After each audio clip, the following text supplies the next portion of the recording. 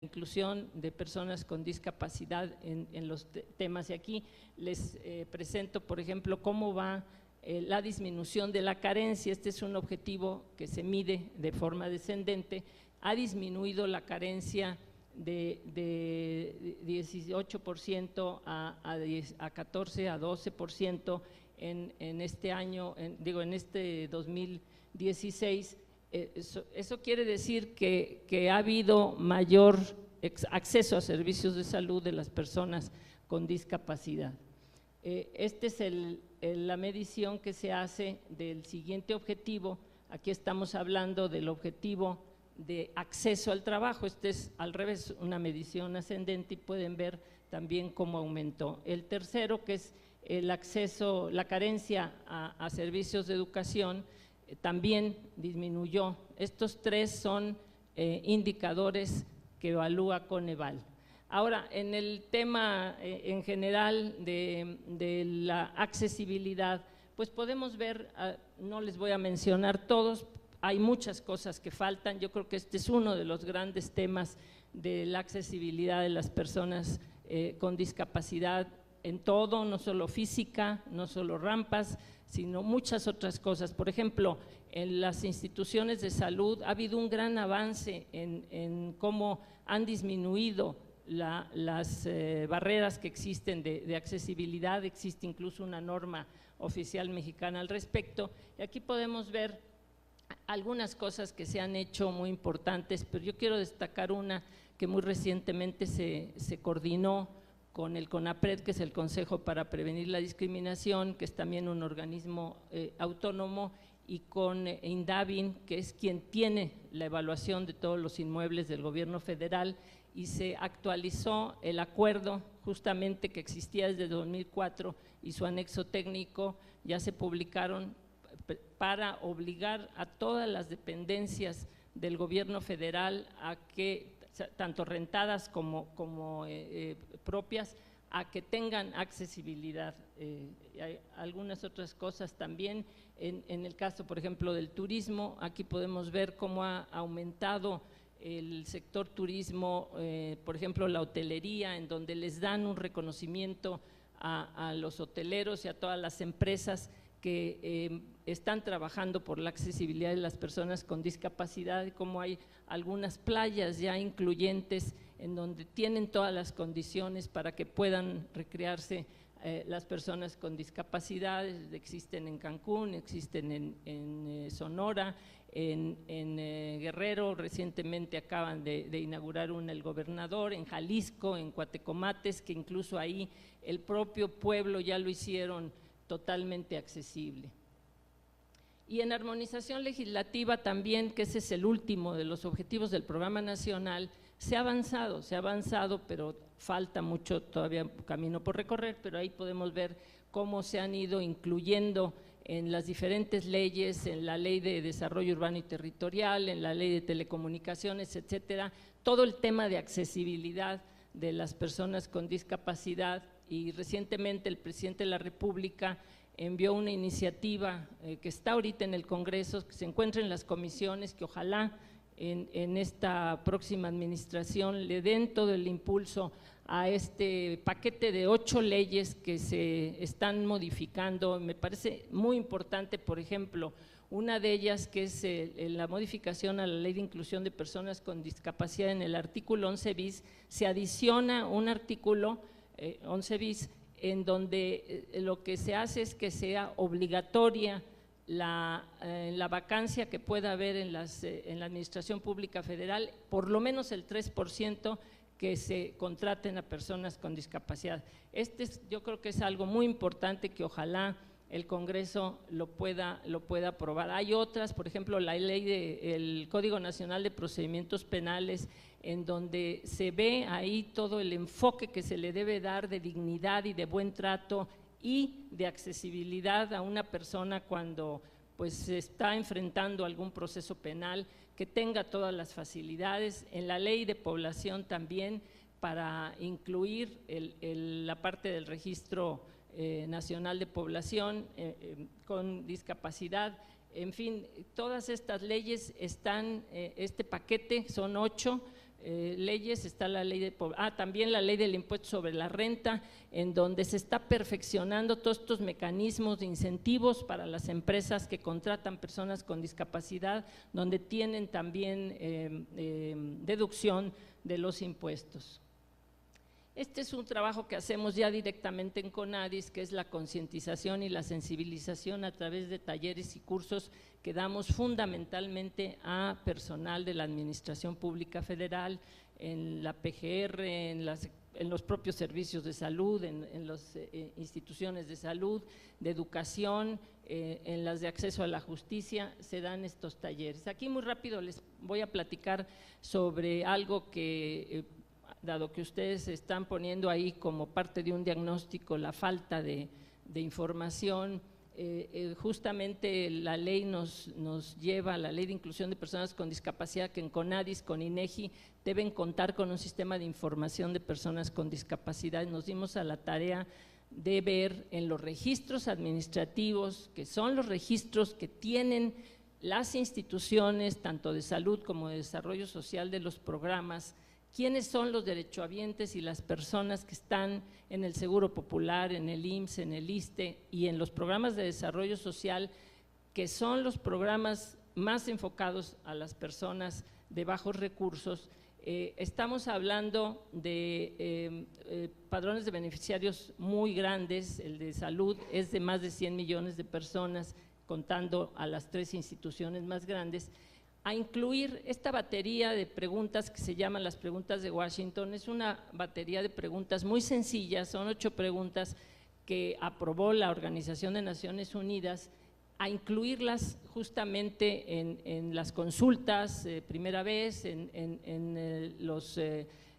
la clasificación, el catálogo de los beneficiarios de los programas de Prospera, de todos los de desarrollo social, y en este momento ya contamos con nombre, apellido y georreferenciación de más de 4 millones de personas. Estamos hablando de que la encuesta nos habla de que hay 7.1 millones de personas con discapacidad en nuestro país, pues ya esto es un avance, me parece importante y que puede ser útil. Le comento aquí al coordinador de los foros, dado que sé que ha habido intención de que se pueda dar un beneficio a las personas con discapacidad, a 1 millón de personas.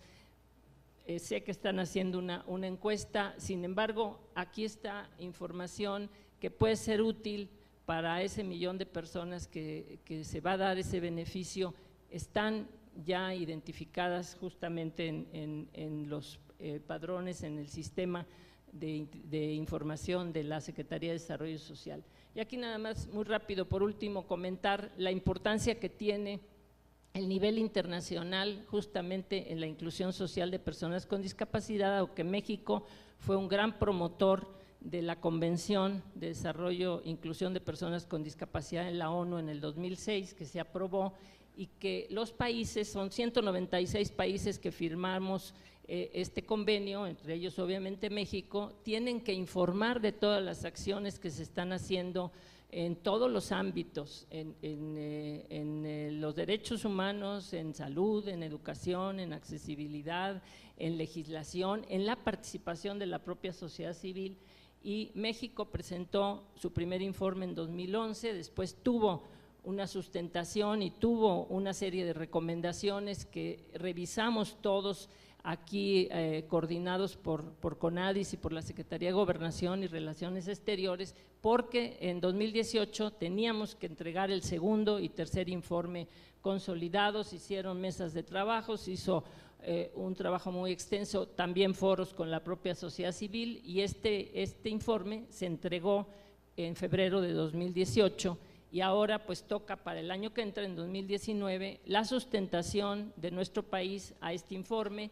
Hay informes alternos de la propia sociedad civil y habrá que ir a la ONU a ver cuáles son digamos, los resultados de este informe que da México y qué es lo que tiene que hacer nuestro país en el futuro. Y esto pues va de la mano.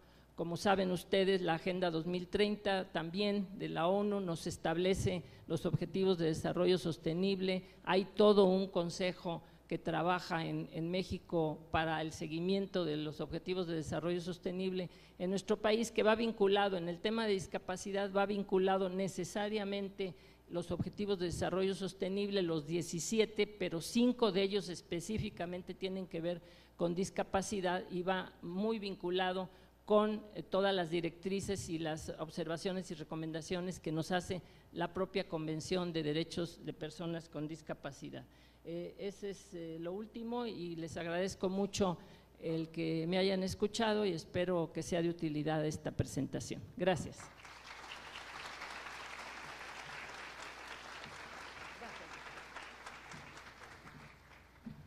Muchas gracias, doctora Mercedes Juan, por esta presentación.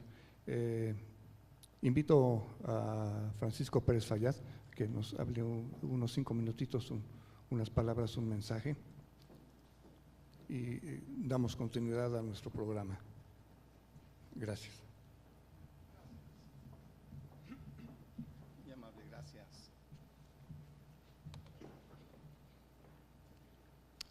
Muy buenos días. Me presento con ustedes, soy Francisco Pérez Fayad, asesor de la coordinación de los foros de salud en el Senado, y deseo, primero que nada, agradecerle al doctor Clemente Ibarra Ponce León la invitación en esta gran institución, la cual queremos mucho. A la doctora Mercedes Juan, doctor Emilio Jaques, David Hidalgo, Patrick Devlin, todo el grupo que se ha comprometido en un trabajo de 32 foros a nivel nacional, fortaleciendo una mejora, una modernización en el sistema de salud de nuestro país. Sabemos que hace más de 70 años nació nuestro sistema de salud con 25 millones de mexicanos. Hoy, en el año 2018, somos 125 millones de mexicanos y seguimos trabajando de la misma forma. Necesitamos modernizar este sistema, necesitamos trabajar juntos para que ese 45% de la población no gaste dinero en atenciones laterales al sistema, sino se enfoque a que trabajemos juntos, unidos, primero, segundo y tercer nivel de atención a nivel nacional. Yo agradezco mucho las ponencias del doctor Clemente, muy bonitas, realmente no conocíamos a detalle todo lo que esta institución hace a nivel nacional, lo cual felicitamos. Pero fuera del Distrito Federal, fuera de la Ciudad de México, es otro México. Yo quisiera que ustedes conocieran lo que sucede en Baja California, en Yucatán, en Oaxaca, en Guerrero.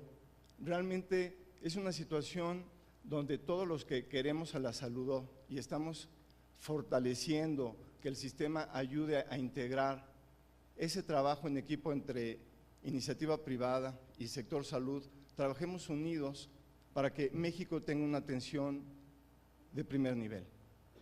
Creo que nos lo merecemos, trabajaremos en ese sentido. Yo agradezco mucho a la senadora Cora Cecilia Pinedo Alonso, la cual nos confirió esta honorable trabajo y esfuerzo que estamos realizando a lo largo y ancho del país. Debemos aprovechar las capacidades instaladas que existen en nuestro país. Hay instituciones que tienen infraestructura subutilizada y hay instituciones que tienen infraestructura ocupada, pero creo que pueden trabajar juntos para que el paciente tenga una atención y sobre todo un diagnóstico oportuno. Debemos de trabajar en la prevención, no trabajar en la atención al paciente de manera reactiva, sino anticiparnos y tener en las unidades de primer nivel capacidades y médicos que puedan otorgar esa atención. Trabajar en protocolos de atención única, donde prácticamente no haya modelos diferentes entre una y otra institución. Trabajemos unidos para que el protocolo sea igual a lo largo y ancho del país. Yo quisiera también mencionar que debemos de crear un expediente electrónico a nivel nacional que nos permita conocer la epidemiología de todo el país. Trabajamos siempre con estadísticas, pero nunca con información clara, nunca con información que realmente nos dé la oportunidad de poder tomar decisiones importantes, decisiones que trascienden nuestro país. Una vez más, yo les quiero comentar, estoy muy comprometido con mi país, trabajaremos fuertemente en este cambio. Gracias a los senadores y gracias a las nuevas autoridades del sector salud que nos permiten trabajar y crear un diagnóstico que nos permita a todos los mexicanos diagnosticar y tratar la salud oportunamente. Independientemente también les quiero comentar, dentro de esta dinámica tenemos que fortalecer los cuadros básicos, donde el Consejo General de Salubridad sea el único rector y no las instituciones de manera individual, porque tenemos cuadros básicos, 50 cuadros básicos, municipales, estatales, federales. Considero que tenemos que trabajar en un cuadro básico nacional, doctor Jaques, que nos permita prácticamente atender a toda la población de una manera digna. Agradezco mucho la atención, tenía un interés particular en poder transmitir, y a nombre del Senado de la República, particularmente con la senadora Cora Cecilia Pinedo Alonso y todo el grupo que nos acompaña, y a todos los amigos que han trabajado en todo el país, muchas gracias por este gran esfuerzo. Un abrazo.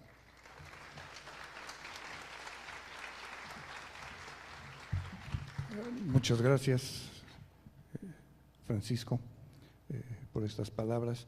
Y bien, vamos a dar continuidad. Le pediría a Marco Antonio Andrade Silva, si es tan amable de pasar aquí a este micrófono para que nos dicte su presentación, acciones prioritarias para el fortalecimiento del sector salud desde el control interno. Recordándoles que tienen sus 15 minutos.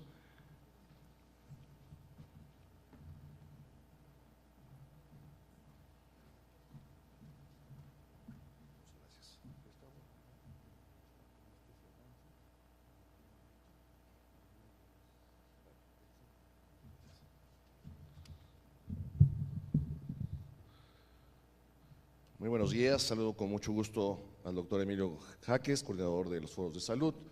Muchas gracias, doctor, por la invitación. Igualmente al doctor Clemente Ibarra, muchas gracias por esta hermosa sede. No tenía yo el gusto de conocer este hospital, estoy realmente impresionado. Y bueno, pues comentarles que he tenido la fortuna de ser contralor en la COFEPRIS, en la Comisión de Fomento Sanitario. Y posterior a esto, tengo el honor y el privilegio de ser el contralor en el IMSS a nivel nacional. Y esto pues nos ha llevado a tener una serie de experiencias diversas y encontrar áreas de oportunidad específicas. Somos una contraloría de 570 personas, somos la contraloría más grande de todo el país, y nosotros supervisamos la actividad de nada más y nada menos de 444,000 personas todos los días en el instituto.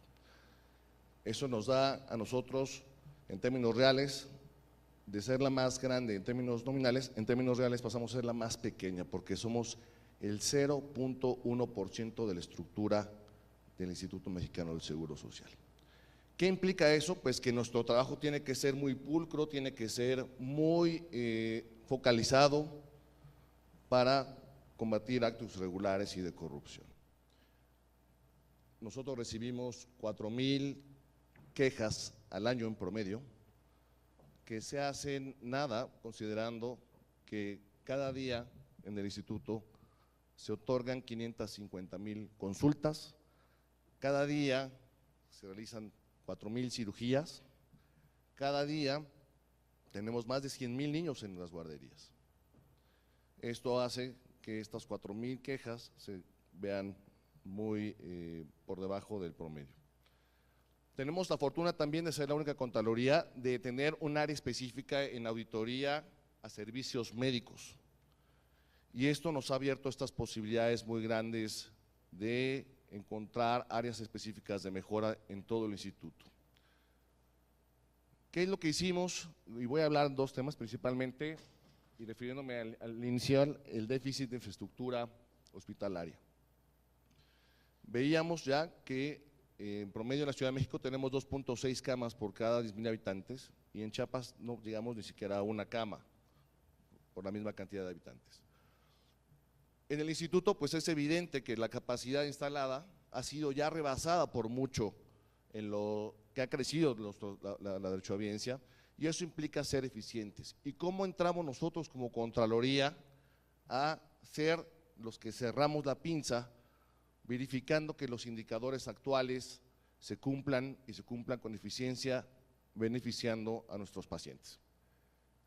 La propuesta de soluciones, de acuerdo, sí hay que crecer, sí hay que implementar más hospitales, sí hay que hacer más clínicas, sí hay que crecer en infraestructura de todo tipo, pero sobre todo en estos momentos donde los recursos son escasos, eficientemos lo que ya tenemos y de ahí partamos para efectos de que podamos generar esos ahorros que puedan ser invertidos en infraestructura. Por eso la problemática es muy específica y la propuesta de solución también es muy específica. Empoderar a las contralorías internas para que revisen con mucha cautela todos los indicadores de eficiencia en los servicios de salud que proporciona. Y les voy a dar un caso muy específico del instituto. Supervisamos ya al 100% de las unidades médicas de alta especialidad y logramos, por ejemplo, que se aplicara un incremento de 28 a 83% en la aplicación del triage, que ese es el examen que llega a la gente cuando llega a un hospital de nosotros y se le tiene que hacer este estudio. En los servicios de cirugía hubo un porcentaje en incremento de la utilización de quirófanos de 62 al 74%, es decir, tenemos quirófanos que no estábamos utilizando en los horarios adecuados y teniendo además al personal, los médicos, a las enfermeras, pero si no llegaba el personal sindicalizado que tenía que prender la luz, porque es lo que nos dice el organigrama, el paciente estando listo con una larga espera, no se podía operar ese mismo día que ya estaba agendado. ¿Qué es lo que esto genera? Pues un impacto económico siempre. Hay una disminución de horas no utilizadas en quirófanos y esta disminución de horas pues nos hace ser más eficientes.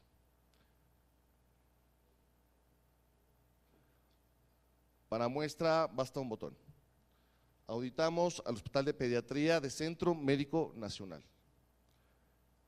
A alguien se le ocurrió que la sala 2 de cirugía pudiera ser una muy bonita bodega y nadie nos sabía explicar quién había dado la instrucción de hacer una sala de cirugía a bodega.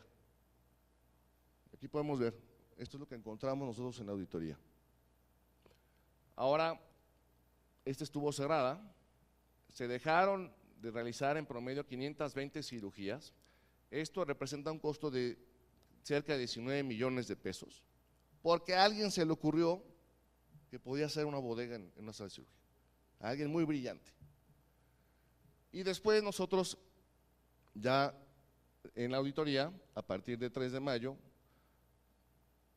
así es como quedó, se han realizado 172 cirugías que en costo representa ya casi un poquito más de 6 millones de pesos. Son más de 170 niños, niñas, operados en esta sala de cirugía. Y esto es a lo que me refiero, el impacto práctico de la labor de las contralorías. No solamente nos dedicamos a sancionar servidores públicos, también hacemos cosas positivas como esta que les estoy mostrando. Otra de las cosas que encontramos en la SUMAES, por ejemplo, en el IMSS, auditamos los servicios de hospitalización y vimos, por ejemplo, que pudimos disminuirlos los días de estancia hospitalaria. ¿Qué es lo que pasa? Mucha gente llega, se interna, no cumple con las fechas de cirugía y una vez que, si tiene la suerte de que se le haga su cirugía, se queda todavía mucho tiempo después de haber sido intervenida, con el altísimo riesgo de contraer una infección nosocomial que nos vuelve todavía más costoso el tratamiento. Entonces, era importante nosotros que el indicador que existe en la norma oficial mexicana de estancia hospitalaria fuera observado por los médicos para poderle dar una mayor rotación a los pacientes. También logramos una disminución promedio en el tiempo de asignación de camas. Y este siempre ha sido un problema con todos los médicos, cuando yo los directores de las unidades médicas. Oye, ¿cuánto estás tardando en que una cama sea aseada y volverte a los pacientes para que puedan acceder a una cama. Y eso es una de las cosas de la imagen que representa mucho para el instituto. Y lo que hemos hecho es poderla bajar de 2.6 a 1.6 horas. Pareciera muy poquito una hora, pero en realidad cuando hablamos en promedio y vemos en la rotación que tenemos en el instituto, se convierten en un mecanismo de eficiencia también. Yo les decía de broma, contraten a un administrador de un hotel para que estos cuates de volada ya, en cuanto se vence la hora del checkout, tienen que salir y asignan habitaciones nuevas. Eso es lo que tendríamos que hacer. Eso es un indicador que es absurdo que no se cumpla. Y si no está la del sindicato que tiene que pasar con una toallita a desinfectar, no podemos asignar la cama. Yo he ido a recorrer hospitales y me he encontrado con camas vacías y siempre pregunto, ¿y luego? No, es que es por si hay una emergencia. La emergencia la tenemos ahorita, en tus pacientes, aquí en tu sala de urgencias. Otra cuestión que hemos observado mucho nosotros es que siempre año con año pues hay una necesidad grande de crecimiento en las nóminas, tanto de médicos como de enfermeras y personal administrativo en el instituto.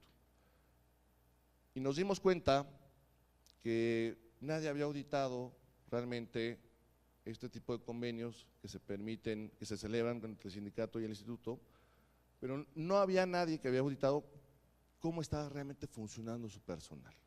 Entonces, sí, evidentemente hay que crecer, hay que generar más médicos, más especialistas, hay que tenerlos en las filas de los hospitales, en instituciones públicas, hay que generar más enfermeras, pero primero verifiquemos que los que tenemos realmente estén trabajando. Y a eso es lo que nosotros nos dedicamos. Fue otro indicador que revisamos y nos encontramos pues varias cosas, ¿no? Auditamos 34 de las 35 delegaciones a nivel nacional, nos metimos a guarderías, que eso fue un logro, porque nadie había entrado a una guardería del instituto a auditar 5,675 expedientes de personal revisados. Pues ¿qué encontramos? Que en el tema de ausentismo no programado, que es decir, la gente que falta y no avisa, porque no está de vacaciones, simplemente tuvo una eventualidad y no avisa, pues no había sido auditado en 17 años y lo tuvimos nosotros que hacer muy focalizadamente para que esto fuera un examen de conciencia. Se generaron mantas, se hizo el cálculo de lo que deja de percibir un empleado y se les comunicó cuál era la afectación hacia ellos, pero también cuál es la afectación al propio instituto por cada persona que no asiste a trabajar. Y por eso entonces vemos los hospitales a 2, 3 médicos supliendo los turnos de otros que no fueron, con la afectación directa en la calidad y calidez en perjuicio del derecho a vida.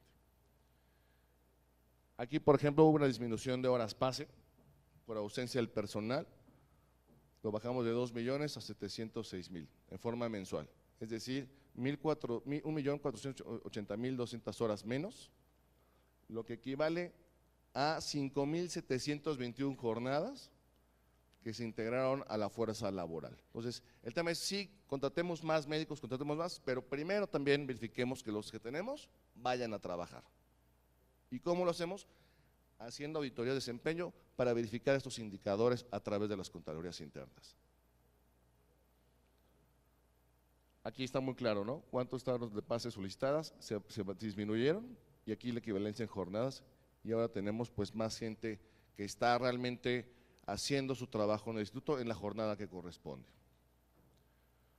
Otra de las cosas que nosotros hemos implementado en el instituto desde hace 2 años y medio, cuando una persona llega a la Contraloría Interna y dice, oye, tengo a mi paciente en el piso y no le quieren dar cama, no me quieren dar medicamento, una serie de quejas. Y lo que se hacía anteriormente, ok, no te preocupes, mira, vamos a levantar, dame tu nombre, cuál es el nombre de tu familiar, y se abría un expediente que tardaba en resolverse, si bien nos iba, pues un par de años. ¿Y de qué le servíamos nosotros a los derechohabientes del IMSS? Absolutamente nada. ¿Qué es lo que hacemos ahora? Implementamos un programa, un call center, somos la opción 6 del teléfono del IMSS. todos los correos electrónicos que llegan a un servidor y a los servidores públicos de todo el órgano interno de control, se canalizan a un área de atención y se hacen gestiones médicas directas. Y esto es lo que logramos en 2 años, 24,101 casos resueltos por la Contraloría de manera inmediata por tenerle contacto del médico, director, subdirector médico, encargado, como le llamen, a la hora que sea, podemos atender a los derechohabientes. ¿Qué ha pasado? Pues que si yo multiplico estos 24,000 casos, que antes eran 24,000 expedientes que ya no tengo, generé eficiencia al interior de la Contraloría, pero sobre todo generamos un ahorro de 964 millones de pesos. Y eso, un expediente de 40,000 pesos. Y generamos que estos 24,000 derechohabientes pues hayan tenido una respuesta a sus inquietudes, a sus quejas de manera inmediata, generando mayor satisfacción en ellos. Por eso nuestra propuesta específica es, pues tenemos que reformar la Ley General de Salud para empoderar a las Contralorías a través de auditorías de desempeño, verificar la implementación de los indicadores, implementar medidas para evitar el ausentismo del personal contratado, implementar esquemas de atención directa e inmediata para los órganos fiscalizadores, contribuyen al mejor funcionamiento. Si esto lo hacemos en el IMSS y se imaginan si lo hacemos en todos los hospitales, ustedes también tienen aquí Contraloría Interna, y si lo hiciéramos en todo el ISSSTE, y si lo hiciéramos en todo el sector salud, y si lo hiciéramos en todas las instituciones y todos los institutos, toda esta percepción sería muy diferente y todos estos ahorros se estarían generando hoy por hoy. Otra de las problemáticas que analizamos en los ejes es la ineficiencia e inequidad en la política de subrogaciones, y me voy a referir al caso práctico específico del IMSS en cuanto a la compra consolidada. Ha sido un ejercicio sin duda que nace de la recomendación de la OCDE, que se implementa en el instituto, que coordina el instituto y que ha generado importantes ahorros a las instituciones participantes y que ha sido un mecanismo que nos ha permitido estar diciendo hoy que se entrega un instituto con finanzas sanas. Les voy a ir hablando punto por punto de lo que nosotros hemos podido observar, que pudiera hacer una propuesta muy específica para los senadores. Regular a través de un apartado específico de la ley de adquisiciones la compra consolidada de medicamentos. Actualmente no existe un apartado específico para compra consolidada y eso implica muchas deficiencias que tiene que operar el instituto y nosotros como Contraloría también dándoles este acompañamiento. No hay reglas claras de quién sí se puede subir, de quién se tiene que subir y de muchos métodos alternativos de solución legal a las controversias que se suscitan en procedimientos tan complejos como este. El segundo es impulsar la incorporación al esquema de compra consolidado de servicios prioritarios. Ahorita solamente se compran medicinas y material de curación, pero si podemos comprar, todos compramos lo mismo y lo vamos a consolidar, podríamos consolidar también hemodiálisis, que es carísimo, víveres, porque todos los hospitales compramos víveres, y una serie de servicios también que pudieran consolidarse. Repito, actualmente solamente se consolidan medicamentos y material de curación. La otra es pues que sea una práctica obligatoria para todo el país, para todas las instituciones de salud, tanto federal como estatal. Quiero mostrarles cómo ha venido desarrollándose este esquema. En el 2013 para 2014, primer año, teníamos 14 participantes. Y aquí vemos las dependencias que siempre han estado inmersas en el proceso de consolidación de compra. Aquí hablo de dependencias, pues institutos, dependencias federales, entidades federativas. Vean cómo vamos muy bien de 14, 42, 40, 40, el año pasado 50 participantes y aquí cohibimos a 43. El sábado salió en primera plana de Reforma una nota donde decía los estados que nunca se habían subido a la compra consolidada, por citar algunos, Jalisco, Guanajuato, y al final del día estos estados que no se suben con nosotros a la compra consolidada gastan 70%, compran 70% más caro que los precios que se obtienen en la compra consolidada del IMSS. Es impresionante lo que se puede gastar de manera desmedida con proveedores además pues muy específicos. Aquí vemos otra vez otra variante de cómo ha ido comportándose. Debería ser obligatorio participar en la compra consolidada a todas las unidades de compra de todo el sector salud.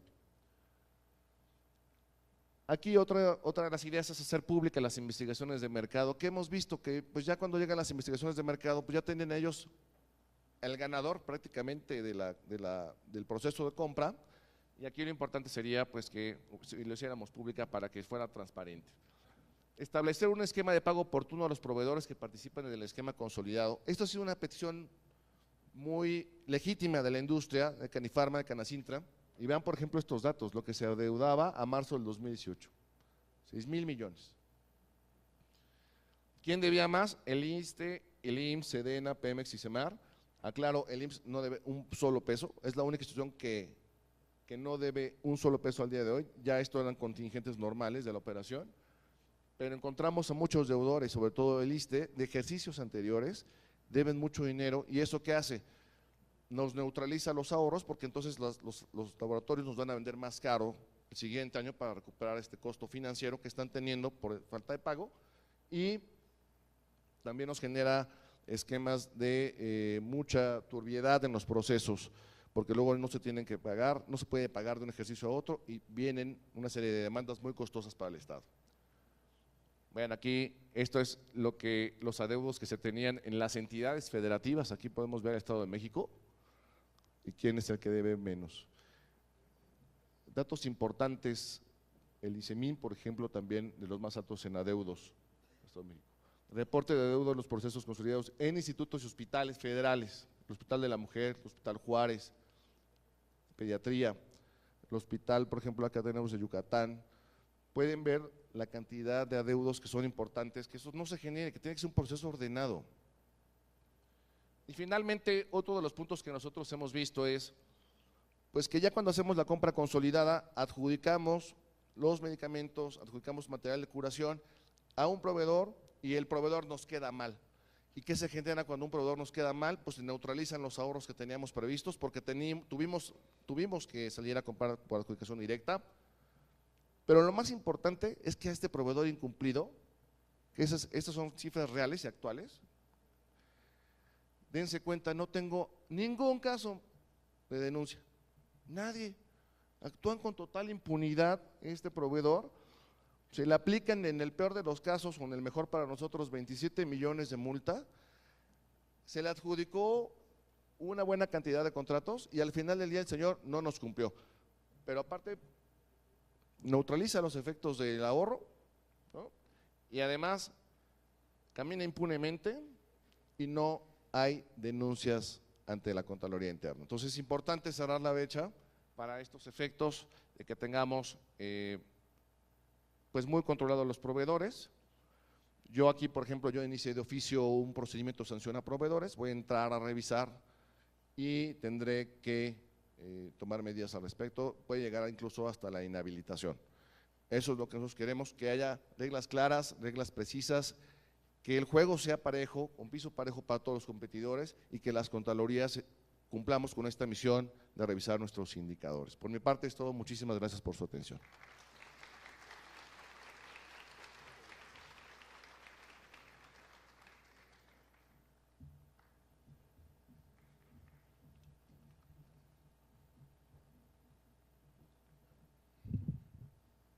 Bien, a continuación invito al doctor Antonio Arauz Góngora, quien es jefe de la División de Servicio de Enfermedad Vascular Cerebral del Instituto Nacional de Neurología y Neurocirugía, Manuel Velasco Suárez, que nos presente su presentación.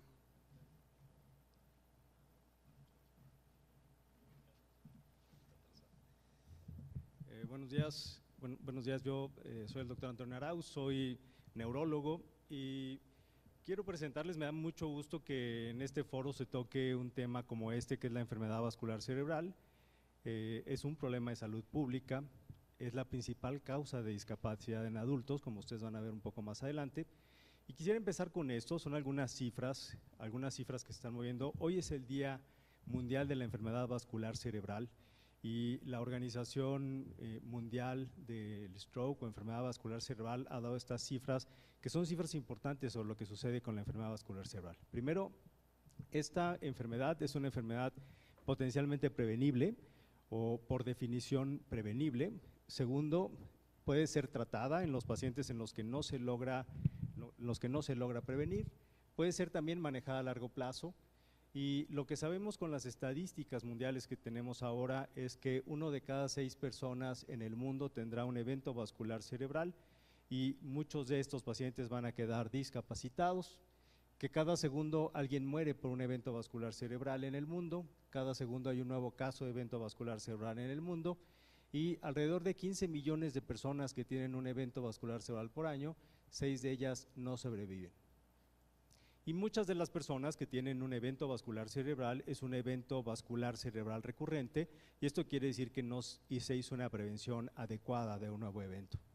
Estos son los dos principales tipos de eventos vasculares cerebrales. Uno es el oclusivo, en donde en realidad es un infarto cerebral, el otro es la ruptura de un vaso y ocasiona la ruptura del vaso ocasiona el derramamiento de sangre, que es lo que se conoce generalmente como un derrame, es una hemorragia intracerebral y un infarto cerebral. El infarto cerebral es el más frecuente de los eventos vasculares cerebrales, alrededor del 80% de los casos de eventos vasculares cerebrales son debidos a la oclusión de un vaso, es decir, a un infarto cerebral. Y estas son algunas estadísticas mundiales sobre la enfermedad, qué es lo que pasa en el mundo con la enfermedad. Les voy a dividir la presentación primero en algunos datos mundiales de la enfermedad y algunas de las acciones que se han utilizado para mejorar el tratamiento de la enfermedad y después les voy a poner un panorama de lo que sucede en México con la enfermedad vascular cerebral.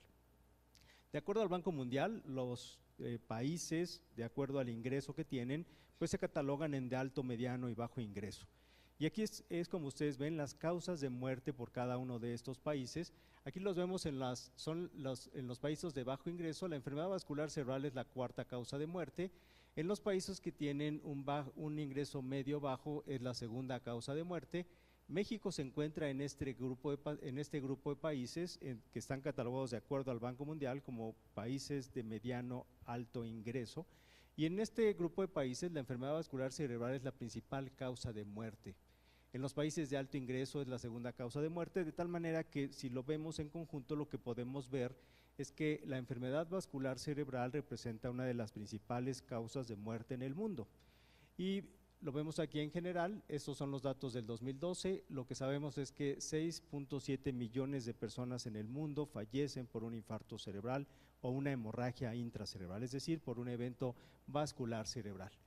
Y si vemos qué es lo que pasa en el mundo, cuáles son las proyecciones de lo que teníamos a lo que tenemos actualmente, lo que podemos ver es que los números de casos de enfermedad vascular cerebral se han venido incrementando conforme va pasando el tiempo y ustedes pueden ver en morado lo que pasaba en el 2000 y en azul lo que está reportado en el 2012, en donde se ve que hay un incremento en la incidencia o en la mortalidad de estas enfermedades y también esto implica que las estrategias que se han empleado no han funcionado para la prevención de estas enfermedades. Es la principal causa de discapacidad y entonces cuando vemos lo que pasa también en el mundo, por lo que nosotros denominamos como DALYs, que en realidad es la discapacidad ajustada por años de vida, pues vemos que la enfermedad vascular cerebral es la principal causa de este tipo de discapacidad. Esto quiere decir, la enfermedad vascular cerebral es una de las primeras causas de muerte en el mundo y sin duda es la principal causa de discapacidad en el adulto principalmente mayor de 60 años. Y esto para fines médicos es lo que pasa después de que se tiene un evento vascular cerebral. Alrededor del 50% de un sujeto que tiene un evento vascular cerebral queda con hemiparesia y esto quiere decir que no puede movilizar la mitad del cuerpo. Está discapacitado para caminar en 30% de los casos, tiene alteraciones cognitivas en cerca del 50% de los casos, tiene depresión, afasia y otras alteraciones de la cognición en un número importante de casos. Esto es lo que hacemos con el tratamiento de la enfermedad vascular cerebral.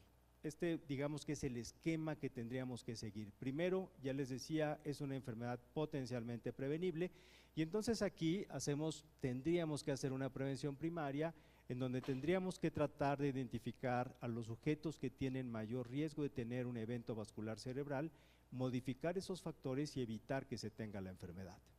Si no logramos hacer esto, entonces tenemos múltiples estrategias de tratamiento agudo, sobre todo para infarto cerebral, que modifican la evolución de la enfermedad y que hacen que los enfermos no queden con graves discapacidades como las que hemos visto. Desde luego, como la gran mayoría de los pacientes quedan discapacitados, un punto importante es la rehabilitación que se tiene que dar a los enfermos y finalmente también se hace una estrategia de prevención secundaria en donde un individuo que ya tuvo un infarto cerebral o una hemorragia cerebral, también veo cuáles son los factores que pueden incrementar el riesgo de que vuelva a tener un nuevo evento. Y entonces a esto lo denomino como prevención secundaria. Para poner un ejemplo nada más de la prevención primaria, y les voy a poner algunos ejemplos de lo que se ha hecho en el mundo, en la prevención primaria solo con el tratamiento de la presión arterial y el reducir números relativamente bajos de presión arterial en la población tiene un impacto muy importante sobre algunos indicadores. Por ejemplo, reducción de la presión arterial reduce el riesgo de tener cualquier evento vascular cerebral en el 30%. O sea, si yo trato adecuadamente a un paciente que tiene hipertensión arterial, estoy reduciendo en 30% la probabilidad de que tenga un evento vascular cerebral. Y no solamente se reduce el riesgo del evento vascular cerebral, desde luego se reduce la mortalidad total, la mortalidad cardiovascular, las complicaciones cardiovasculares y los eventos coronarios, pero el impacto principal es sobre el cerebro, sobre los eventos vasculares cerebrales. El otro aspecto es el tratamiento agudo. Y en el tratamiento agudo ahora damos un gran énfasis sobre todo en el infarto cerebral, porque sabemos que cada minuto que pasa el cerebro va perdiendo parte de sus funciones. Y entonces hay estimaciones que ustedes pueden ver aquí, probablemente no sean exactas, pero lo que podemos resumir es que por cada minuto que el cerebro está deprivado de oxígeno, se pierden 1.9 millones de neuronas, 14 billones de sinapsis y se pierden 7.5 miles de fibras mielinizadas. Esto se traduce clínicamente en discapacidad para los enfermos. Y tenemos diferentes estrategias de tratamiento. Si alguien llega con un evento vascular cerebral, este es el algoritmo de tratamiento en donde vean que la parte principal está dada por el tiempo. Y uno de los eslogans que utiliza la American Heart Association es: el tiempo es cerebro. Mientras más tiempo pase el cerebro con daño, más significativo la discapacidad que va a tener un enfermo. Entonces nosotros tenemos diferentes tratamientos. A las 3 y 4 horas y media de evolución podemos tratar a estos enfermos con trombolíticos, medicamentos intravenosos, trombolisis intravenosa, pero después de este tiempo se pueden utilizar algunas otras estrategias de tratamiento que incluyen trombectomía mecánica, y ustedes ven aquí, hay diferentes métodos de imagen que utilizamos ahora, muchos métodos. Este es uno de los dispositivos que se utiliza para extraer los coágulos directamente de la arteria en donde están ocluidos, y esto desde luego requiere tener personal entrenado, una institución en donde se pueda realizar todo este tipo de tratamientos, lo cual quiere decir que no puede hacerse prácticamente en todos los hospitales. En el mundo, y con todas estas estrategias de tratamiento, se han ideado diferentes métodos para hacer que el tratamiento de estos pacientes sea más rápido. Una de ellas es tratar de educar a la población y decirle en qué momento tienes que ir al hospital y cómo tienes que identificar un evento vascular cerebral. Esta es la estrategia FAST, si ustedes se fijan, está en inglés: cara, brazo, alteración del lenguaje. Son los datos más frecuentes de un evento vascular cerebral. Nosotros en México la tropicalizamos, digamos, y le pusimos camaleón, y hacemos esta estrategia con varias sociedades médicas en donde es prácticamente lo mismo, es cara, mano, lenguaje, y hay que llamar inmediatamente. Si un individuo presenta esto, tenemos que actuar inmediatamente, porque mientras más temprano se trate, el resultado funcional va a ser mejor. En Estados Unidos también se han organizado redes de hospitales, en donde fíjense que se organizan hospitales y se denominan como centros primarios y centros comprensivos de stroke. Entonces, de acuerdo a la capacidad que tiene cada hospital, se van refiriendo a los pacientes. Y es muy probable que un paciente llegue a un centro primario, se haga el diagnóstico, se empiece con un tipo de estrategia y sea enviado a un centro comprensivo de stroke porque requiere otro tipo de tratamiento. O sea, funcionan de forma coordinada. Y si lo viéramos, lo que se ha logrado es que mientras más temprano se trate al paciente, el resultado es mejor. Y entonces la recomendación es de que en el momento que llega el paciente al que recibe el tratamiento en un hospital no deben de pasar más de 60 minutos. Les digo todo esto porque después les voy a dar algunos datos de lo que sucede en México con el evento vascular cerebral. Este es el caso, digamos, más extremo, en donde en algunas ciudades europeas y estadounidenses se tienen ambulancias con tomógrafo, porque se requiere un tomógrafo para dar ciertos tipos de tratamiento, y entonces cuando se identifica un paciente que tiene un probable evento vascular cerebral, se envía a esta ambulancia que tiene un tomógrafo, se hace telemedicina, y cuando el paciente llega al hospital, el paciente está siendo ya tratado con un trombolítico, lo cual, bueno, distamos mucho siquiera de estar organizados como tendríamos que estar organizados. Entonces, lo que ha pasado en Canadá, un ejemplo nada más, en Canadá, a partir de que se aprobaron todos estos medicamentos, el tratamiento empleado se ha incrementado progresivamente porque todos los sistemas se han puesto a trabajar para que los pacientes lleguen tempranamente a los hospitales. Y el otro aspecto es la prevención secundaria, que ya les decía que esta depende del tipo de infarto cerebral que tenga un enfermo. Entonces yo modifico los factores de riesgo para que no tenga un nuevo evento vascular cerebral y a veces anticoagulo a los pacientes si la causa viene del corazón, un coágulo del corazón, pero también puedo antiagregar a los pacientes o darles diferentes estrategias. Entonces es muy importante todos estos aspectos. ¿Qué es lo que tenemos en México? Estos son los datos que tenemos. En realidad les podría decir que todo parte de registros hospitalarios. Registros organizados por una asociación, que es la Asociación Mexicana de Enfermedad Vascular Cerebral, donde vean que hemos venido trabajando con registros hospitalarios. Hay un registro puerta a puerta hecho en el estado de Durango, un estudio de incidencia sobre la enfermedad vascular cerebral.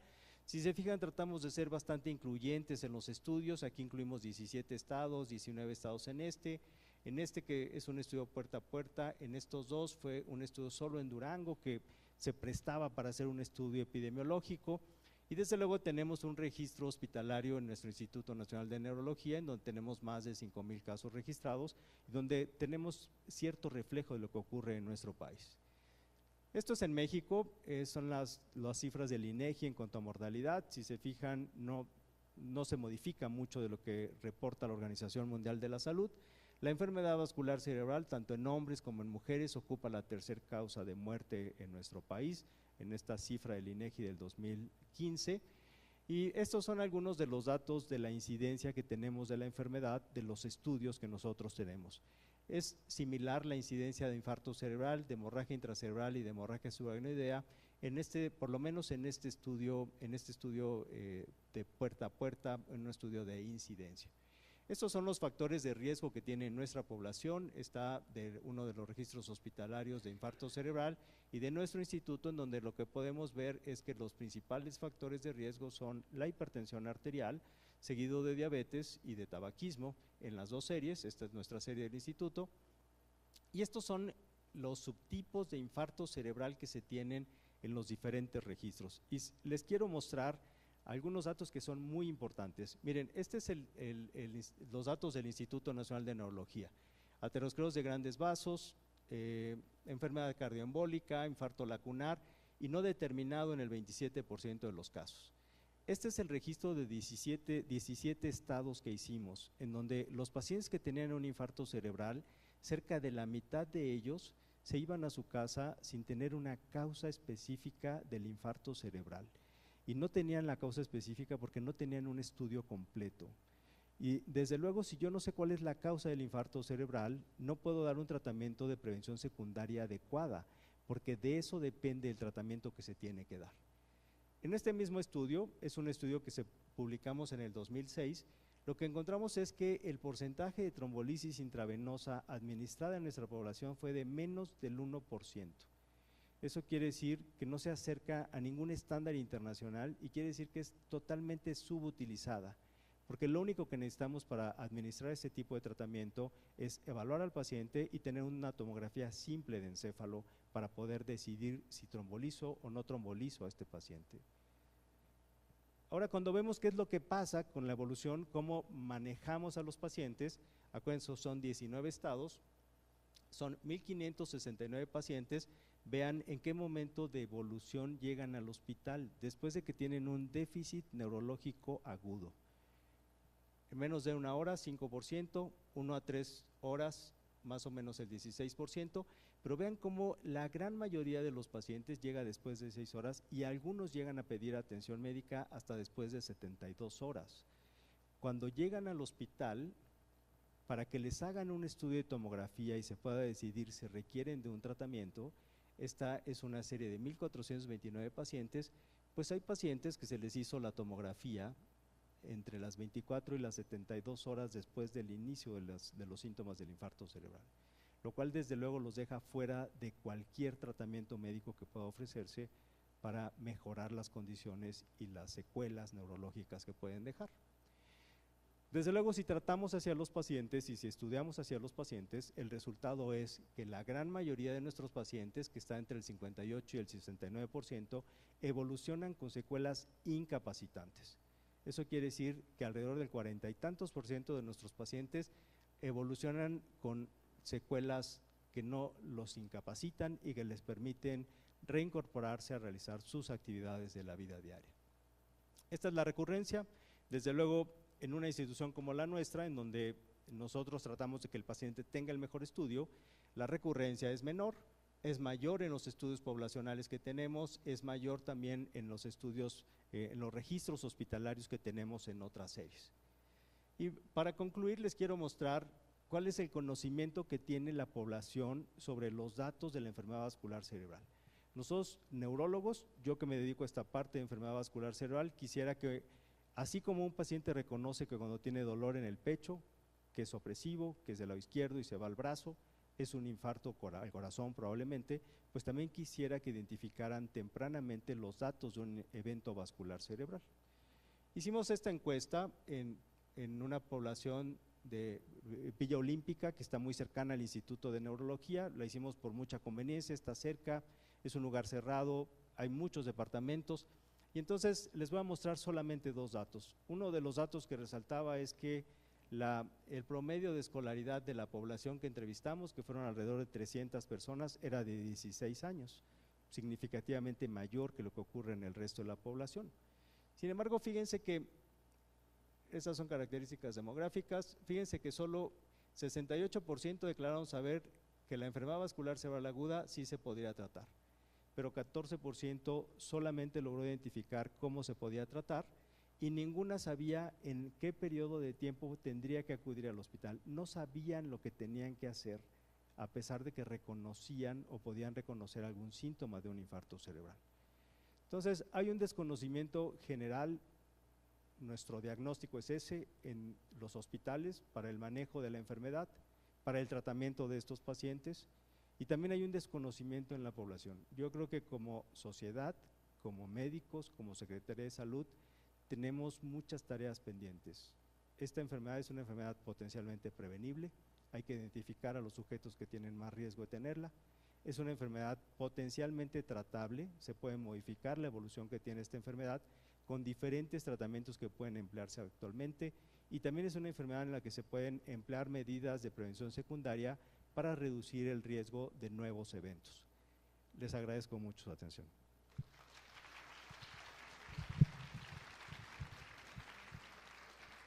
Muchas gracias, doctor Arauz Góngora.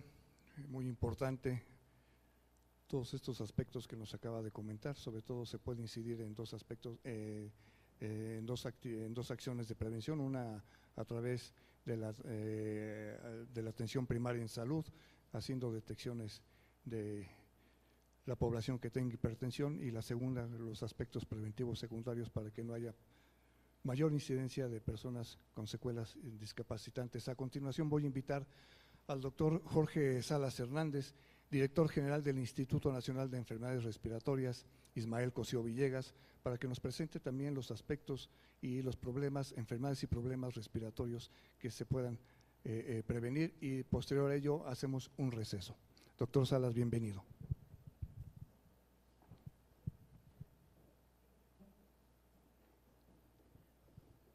Gracias, buenos días.